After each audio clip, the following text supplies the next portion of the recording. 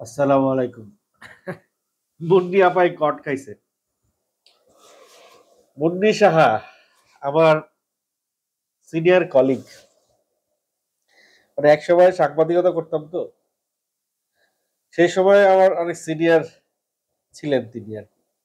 আমি তখন নিউজ টুডেতে চাকরি করি, ডেইলি নিউজ টুডে, একটা ইংরেজি দৈনিক পত্রিকা। কেবল সাংবাদিকতা শুরু করছি আর কি তখন। তো তখন কয়েকজন সাংবাদিককে তারকা সাংবাদিক হিসেবে চিন্তা আমরা। তার মধ্যে মুন্নি সাহা একজন, জয় মামুন একজন, শাবান মাহমুদ একজন। তো শাবান মাহমুদ হচ্ছে গিয়ে আমার গ্রামেরই একজন বড় ভাই। তার সঙ্গে সখ্যতা একটু বেশি আমার। তার সান্নিধ্য পাওয়া, তার সঙ্গে কথা বলা, এটা খুব একটা আহামরি কিছু ছিল না ওই সময়।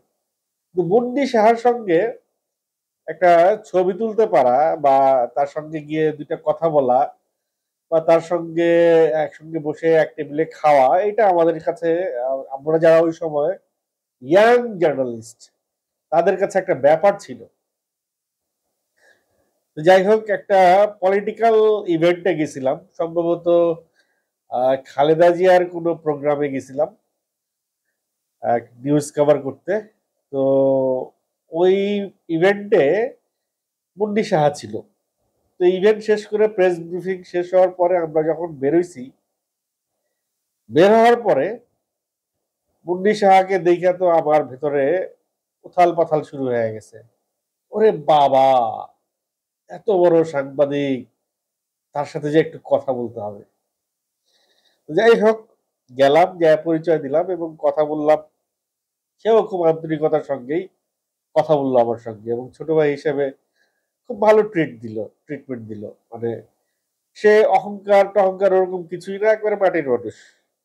ওই থেকে তার আসলে মোটামুটি ভক্তই বলা যায় আমাকে, মুন্নিশার ফ্যান বলা যেতে পারে। তো দিন যায়, আরো অনেক কিছু দেখি, অনেক কিছু বুঝি, অনেক কিছু শুনি। সেই থেকে তো প্রায় 15-16 বছর আহ, অতিবাহিত হয়ে গেল, 20 বছরের মতো তো অতিবাহিত হয়ে গেল। হ্যাঁ, অলমোস্ট 17-18 বছর পার হয়ে গেল। তো 17-18 বছর পরে এসে যখন এই মুন্নি সাহাকে আবার নতুন পরিচয়ে চিনলাম, যে তিনি একজন দুর্নীতিবাজ সাংবাদিক, তখন আমারও খুব খারাপ লাগছে, অনেকের যেরকম খারাপ লাগছে। তবে উনি যে মানুষকে মাঝে মধ্যে আহ অপমান করে কথা বলতেন, প্রশ্ন করতেন, বিব্রতকর প্রশ্ন করতেন, এই গুণাগুণটাই আসলে ওনাকে একটু আলাদা করে রাখছে।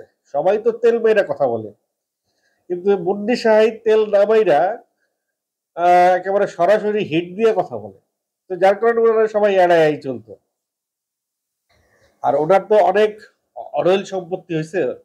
ওনার সম্পত্তির কিন্তু কোটি কোটি টাকার সম্পত্তি। একটা কন্টেন্ট দেখলাম বোধহয়, তিনি যখন সম্ভবত নাগরিক টিভির একটা কন্টেন্ট দেখলাম, সে যখন সাংবাদিকতা শুরু করে তখন টিনের চালের 2 রুমে, ওয়াল করা টিনের চাল, এরকম 2টা রুমে ভাড়া রাখতো।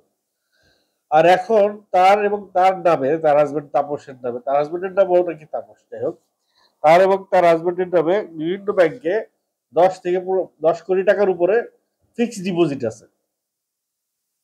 আমাদের উত্তরায় এই 18 নম্বর সেক্টর, হ্যাঁ 18 নম্বর সেক্টরই তো, যেখানে ওই যে শান্তামরিয়াম ওয়ার্ল্ড ইউনিভার্সিটি, ওইখানে।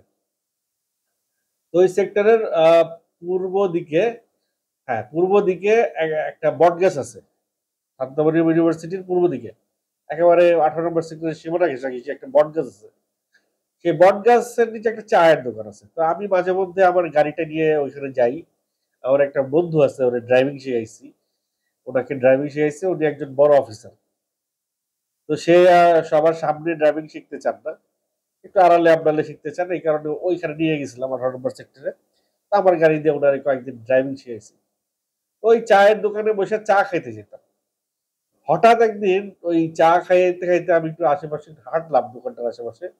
হাঁটতে হাঁটতে দেখি ওই 18 নম্বর সেক্টরে একটি প্লটে, সম্ভবত 7 কাঠা বা 5 কাঠার প্লট, একটা প্লটে সাইনবোর্ডে লেখা সাংবাদিক মুন্নি সাহার প্লট।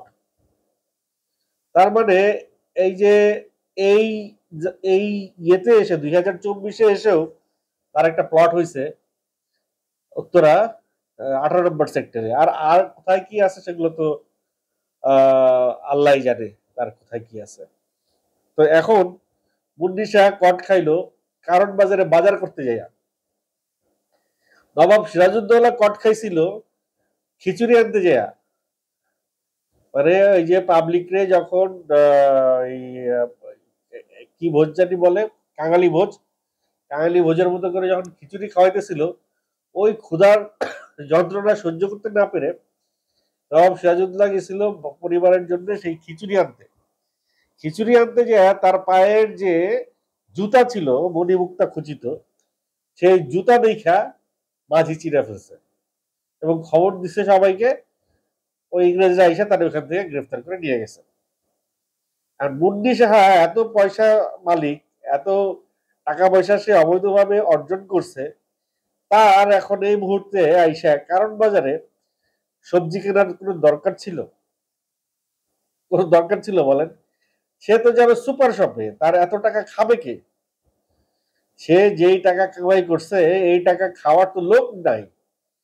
তারপরেও তিনি এই কারণ বাজারে গেছে, এই যে যেহেতু দ্রব্যমূল্যের দাম ঊর্ধ্বগতি, তো কিছু টাকা সেভ করার জন্য সে কারণ বাজারে গেছে এই আলু পেঁয়াজ কেনার জন্য। নর্মালি কারণ বাজারে যদি পেঁয়াজের কেজি হয় 100 টাকা, আমাদের আশেপাশের দোকানে সেটার কেজি হবে 120 টাকা। এরকম 20 থেকে 25 টাকার ডিফারেন্স আছে প্রত্যেকটা কেজিতে, প্রতি কেজিতে। তো এখন তার আগে আর একটা বিষয় আছে, বিষয় নিয়ে কথা বলি। এই বিষয়টা নিয়ে অনেকে হয়তো মাইন্ড করবেন, কিন্তু প্রচলিত আছে কথাটা যে সনাতন ধর্মের লোকরা খুব হিসেবি হয়।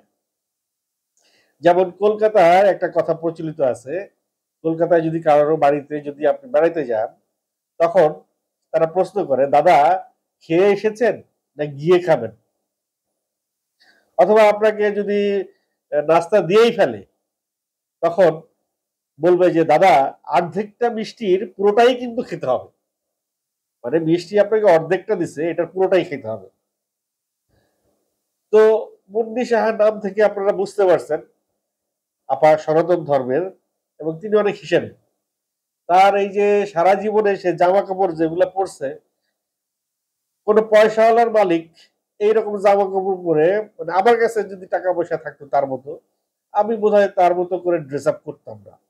তার ড্রেস আপ নিয়ে আমার কোনো অভিযোগ নেই, কিন্তু তিনি চাইলে কিন্তু ওই পোশাক আশাকে নিজেকে একটু একটু তটস্থ করতে পারতেন, একটু তার বিষয়টা একটু গ্লোরিফাই করতে পারতো। যে মানে ফার্স্ট ফার্স্ট ইমপ্রেশনটাই তো তিনি হয় মানুষের পোশাক আশাক দেখে।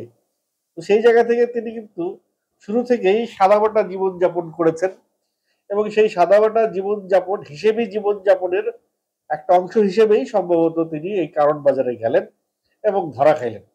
ধরা তো ধরা, জব্বর ধরা, মানে এমন ধরা খাইছে দর্শক, মানে জনগণ তাকে আরেকটু হইলে গণপিটুনি দেয় নাই। যাই হোক, পুলিশের হাতে দিয়ে দিছে। পুলিশের কাছে যাওয়ার পরে সে আবার অসুস্থ ফিল করছে, তাকে জামিনে মুক্তি নেওয়ার একটা কি জানি একটা ইয়ে দিয়ে